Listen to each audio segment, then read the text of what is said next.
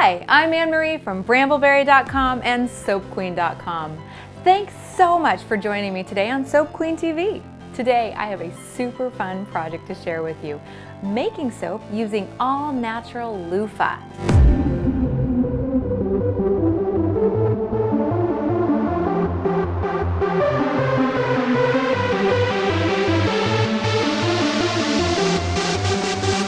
Interestingly enough, loofah is a vegetable. It starts from a seed and then grows into a giant squash-like thing. In some cultures, they actually eat loofah. But in soapland, we don't eat it. We just use it in soapy products. Brambleberry.com actually sells both the dried out loofah sponge, or you can buy the ground up loofah. So actually take this, grind it up, and use that as an exfoliant. And I'm going to show you how to use both today. There are a lot of different types of soap you can make with ground up loofah. You can do like this in melt and pour soap, or like this in cold process soap. Look closely. Can you see that ground up loofah in there? Not sure how to work with ground up loofah? I'll just give you a real quick overview.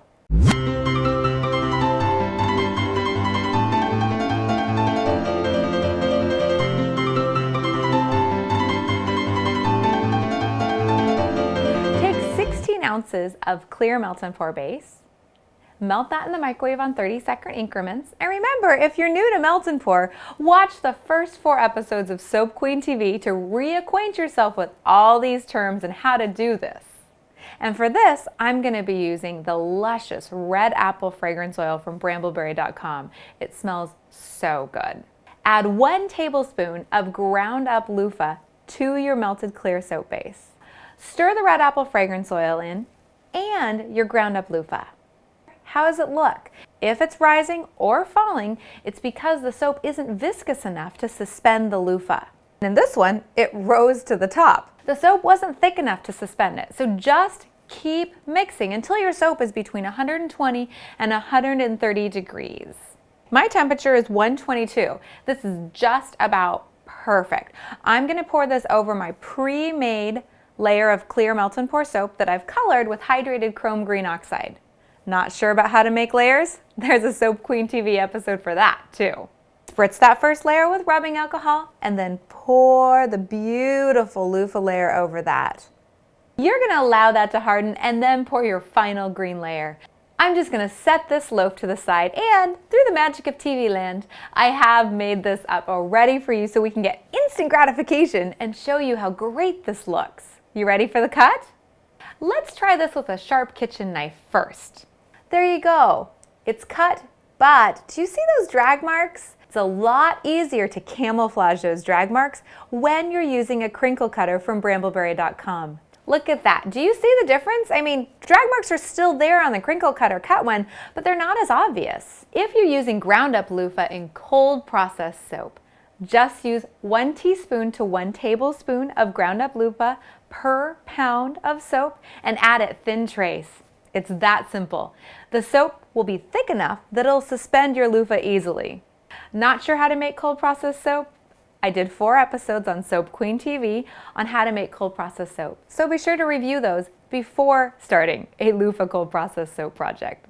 Now that I've done a really brief overview on using ground loofah in cold process and melt and pour soap, I'm going to get to what I really want to show you, how to use full loofah in a fun melt and pour project. You ready?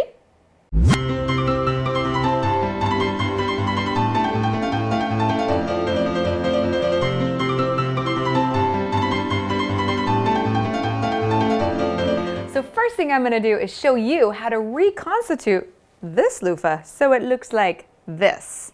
Reconstituting your loofah is super easy. Just take your flattened loofah and put it into a bowl of water. Pull gently on the sides. Look at that. Poof! It pops out.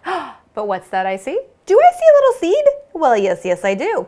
Pull out any seeds you see in the loofah. And of course, since the loofah is a natural vegetable product, a lot of these will have seeds in them. Get a whiff of that. Loofah really does have a very distinctive aroma when it's reconstituting. Don't worry, it goes away when it dries out. Now give this loofah a good shake because this will help cut down on the drying time. This is the time though, if you want to mold your loofah into any fun shapes, like for example, in this cylinder, you just take the loofah, squish it up, and shove it into the cylinder. Or any other shape will work too.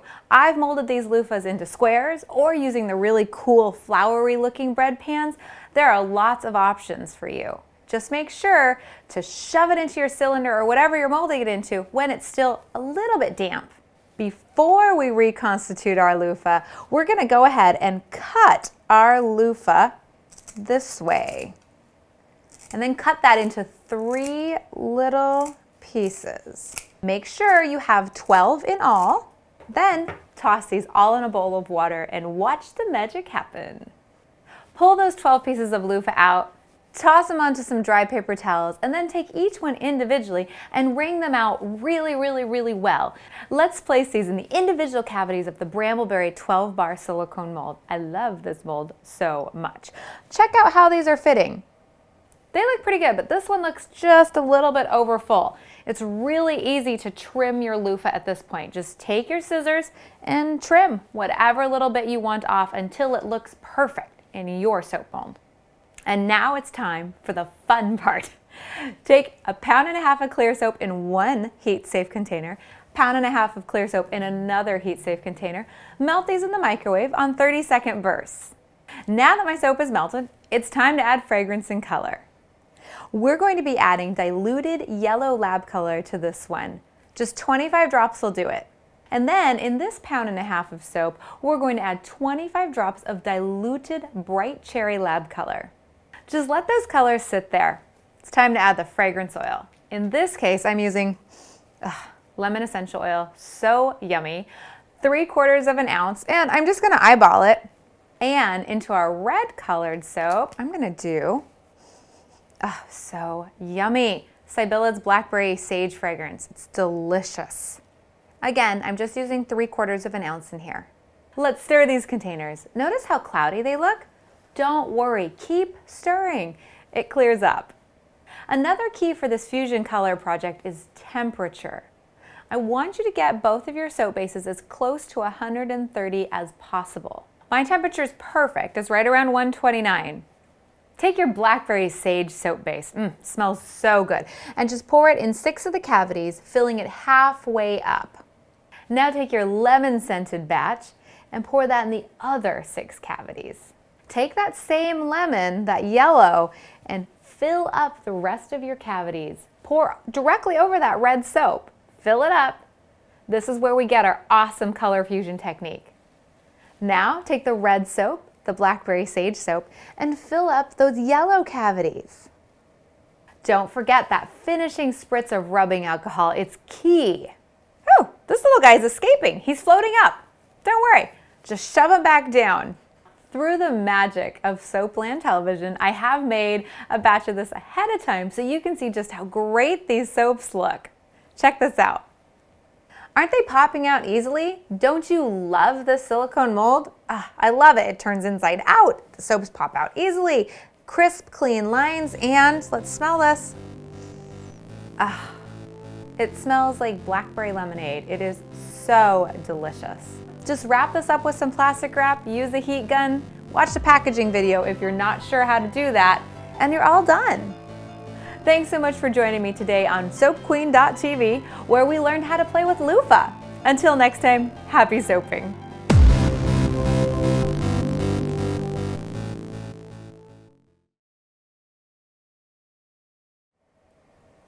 He's escaping! Mom, help me! Mom, help me! Shove him! Brambleberry.com sells 2 different kinds of loofah. One is a large loofah spongy thing. Okay. I'll do it better.